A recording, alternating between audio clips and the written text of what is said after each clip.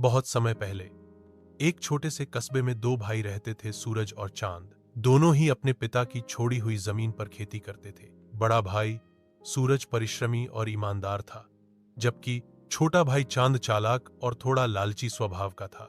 दोनों भाई बचपन से साथ पले बढ़े, लेकिन सोच में बहुत अंतर था। सूरज का मानना था कि ईमानदारी और मेहनत से ही जीवन में सुख मिलता है, जबकि चांद हमेशा सोचता था कि चालाकी और झूठ से जल्दी लाभ उठाया जा सकता है। उस साल गांव में खूब अच्छी बारिश हुई थी। दोनों भाइयों के खेतों में गेहूं की भरपूर फसल लहलहा रही थी। सूरज सुबह से शाम तक मेहनत करता, मिट्टी जोतता, खाद डालता और फसल की देखभाल करता, जबकि चांद ज्यादातर समय खेल, तमाशों में या दूसरों से बहाने बनाने में निकाल देता। कटाई के समय सूरज की फसल दोगुनी हो गई, जबकि चांद की फसल बहुत कम निकली। यह देखकर चांद मन ही मन जलने लगा। उसने सोचा, अगर मैं सूरज की तरह मेहनत नहीं कर सकता तो क्यों न कोई चालाकी करके उसका हिस्सा हड़प लूं। एक रात चांद ने सूरज से कहा, भैया, क्यों न हम दोनों फसल को बराबर बांट लें? आखिर खेत दोनों के हैं। सूरज ने मुस्कुराकर कहा, ठीक है भाई, लेकिन फसल का बांटवारा ईमानदारी से होना चाहिए। जो हिस्सा तेरा है वह तुझे जरूर मिलेगा। चांद ने चालाकी से उत्तर दिया, तो चलो ऐसा करें कि एक साल मैं ऊपरी हिस्सा लूंगा और तुम निचला, और अगले साल तुम ऊपरी हिस्सा ले लेना। सूरज भोला और सीधा था, उसने बिना सोचे मान लिया। गेहूं की फसल में ऊपरी हिस्सा यानी दाने होते हैं और निचला हिस्सा यानी भूसा। इस तरह उस साल सूरज को भूसा मिला और चांद को गेहूं के दाने। सूरज ने कुछ नहीं कहा, वह संतोष से भूसा लेकर अपने पशुओं को खिलाने लगा। अगले साल दोनों ने फिर खेत में खेती की। इस बार सूरज ने मक्के की फसल बोई। फसल तैयार हुई तो ऊपरी हिस्सा यानी डंठल सूखे और बेकार थे, जबकि निचले हिस्से में दाने भरे हुए थे। चांद को ऊपरी हिस्सा मिला और सूरज को निचला। चांद को गुस्सा आया, लेकिन उसने सोचा कि अगली बार कोई और चाल चलूंगा। तीसरे साल सूरज ने आलू बोए। आलू जमीन के नीचे उगते हैं। इस बार चांद ने कहा, भैया, इस साल मैं नीचे का हिस्सा लूंगा और तुम ऊपर का। फसल काटी गई तो चांद को ऊपर का हिस्सा यानी पत्ते और सूखे तने मिले। नीचे जमीन में भरे आलू सूरज के हिस्से में आए। चांद अब समझ गया कि उसकी चालाकी हमेशा काम नहीं आती। इसी बीच राज्य में खबर फैली कि राजा अपने उत्तराधिकारी की तलाश कर रहा है। उसके पास कोई संतान नहीं थी। उसने कहा, मैं चाहता हूं कि मेरे राज्य का अगला राजा कोई ईमानदार और सच्चा इंसान हो। जो भी मेरी कसौटी पर खरा उतरेगा वही राजगद्दी पाएगा। सारे गांव में चर्चा होने लगी। चांद को यह सुनकर और लालच आ गया। उसने सोचा कि वह जरूर राजा बनेगा। राजा ने उम्मीदवारों को महल में बुलाया और प्रत्येक को एक छोटा सा बीज दिया। उसने कहा, इस बीज को एक साल तक अपने घर में लगाकर इसकी देखभाल करो। जो सबसे सुंदर पौधा उगाएगा वही मेरा उत्तराधिकारी बनेगा। दोनों भाई भी बीज लेकर घर लौटे। सूरज ने उस बीज को गमले में लगाया और रोज पानी देता, लेकिन दिन बीतते गए, बीज से कोई अंकुर नहीं निकला। सूरज ने फिर भी हार नहीं मानी और गमले की देखभाल करता रहा। चांद ने भी वही बीज बोया।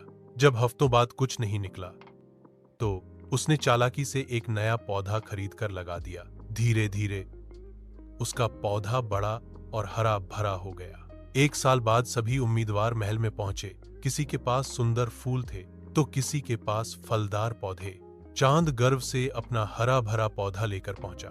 सूरज शर्मिंदा था, क्योंकि उसके गमले में मिट्टी के अलावा और कुछ भी नहीं था। राजा सब पौधों को देखकर मुस्कुराया। फिर जब सूरज का खाली गमला देखा तो पूछा, तुम्हारा पौधा कहाँ है? सूरज ने सिर झुकाकर कहा, महाराज, मैंने पूरी मेहनत से देखभाल की, रोज पानी दिया, धूप में रखा, लेकिन बीज से कोई पौधा ही नहीं निकला। शायद मुझसे कोई गलती हुई। राजा यह बात सुनकर गंभीर हो गए। फिर ऊंची आवाज में बोला, सभी लोग ध्यान दें, ये बीज मैंने पहले ही उबाल कर बांटे थे। उनसे कभी कोई पौधा उग ही नहीं सकता था। यहाँ जितने भी पौधे आप लोग लाए हैं वे सब धोखा और झूठ का परिणाम है। केवल इस युवक ने सच्चाई दिखाई है। राजा ने सूरज की ओर इशारा किया और कहा, यह युवक ही मेरा उत्तराधिकारी होगा, क्योंकि इसने ईमानदारी से सच्चाई स्वीकार की। पूरा महल तालियों से गूंज उठा। चांद का चेहरा शर्म से लाल हो गया। उसे समझ आ गया कि चालाकी और झूठ भले ही कुछ समय के लिए लाभ दे दे, लेकिन अंत में हार ही मिलती है। सूरज को राज्य का ताज पहनाया गया।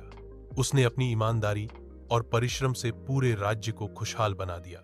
राजा की आवाज पूरे हॉल में गूंजने लगी। हर शब्द उनके ताज का वजन और उनकी इच्छा की ताकत लिए हुए था। सूर्य ने ईमानदारी से सच्चाई को स्वीकार किया है, इसलिए वह मेरा उत्तराधिकारी होगा। भव्य महल दिन की रोशनी में चमकता, जिसकी सुनहरी दीवारें सदियों के इतिहास और रहस्यों को दर्शाती थीं। आवाज द्वार से गूंजती लगी। हर ताली युगों की चुप्पी के खिलाफ एक हथौड़े की मार थी। अदृश्य चांद भारी प्रशंसा पर शर्माता हुआ प्रतीत होता।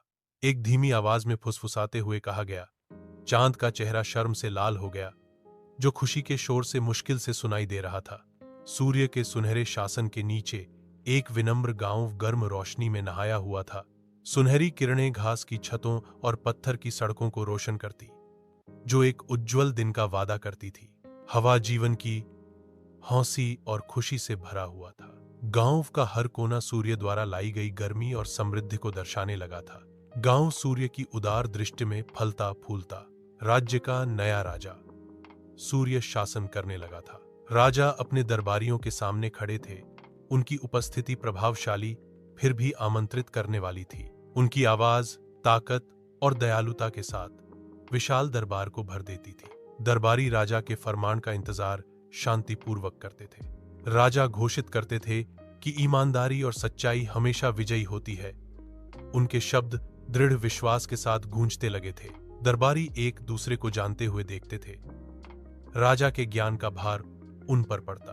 कड़ी धूप में चांद गांव से गुजरता, जो भीड़ के बीच एक अकेला व्यक्ति था। गांव वालों के चेहरे तिरस्कार से मुड़ जाते। उनकी उपहास और ताने चांद के चारों ओर हवा में गूंजते लगती थीं। प्रत्येक ताना उसे भेदता, जो उसकी गंभीर गलती की तीखी याद दिलाता था। चांद पर पछतावा छा जाता, भारी और दम घोंटू, जैसे ही वह अपनी निगाहें नीची करता है। उसके कार्यों का भार उस पर पड़ता, जो उसके हर कदम में एक दृश्यमान बोझ था। अपने शानदार महल के हृदय में सूर्य विचार में डूबा हुआ बैठा था।